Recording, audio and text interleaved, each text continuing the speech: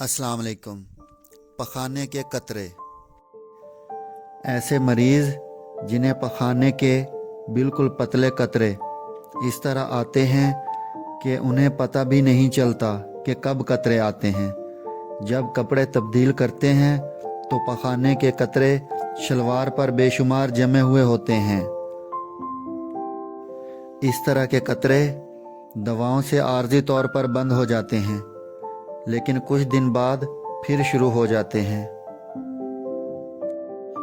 वो मरीज़ जो इस मर्ज़ में मुब्तला हैं बहुत परेशान रहते हैं।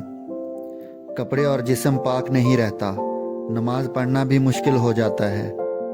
ऐसे मरीज़ को दिन में एक बार पखाना आता है जो कि नर्म होता है, या फिर दिन में 4-5 बार थोड़ा थोड़ा पखाना आता रहता है। ऐसे लोग जो इस प्रॉब्लम में मुब्तला हैं वो ये नुस्खा ज़रूर आज़माएं जो मैं अभी बताने वाला हूँ। इंशाअल्लाह ज़रूर फ़ायदा हो जाएगा। करिंजवा 1 तोला, आंवला 1 तोला, फटकड़ी बिरियाँ 2 तोला, हलीला स्याह बिरियाँ 4 तोला। तरकीब तैयारी: पहले फटकड़ी और हलीला स्याह को तवे पर बिरियाँ कर लें और पीस लें। फिर दूसरी अदविया को बारीक पीस लें और इनमें मिला लें। बस तैयार है। चूँकि बिल्कुल सादा सा नुस्खा है, लिहाजा इसकी मिकदार खुराक 3 गोली सुबह दोपहर शाम पानी से इस्तेमाल करें। शुक्रिया।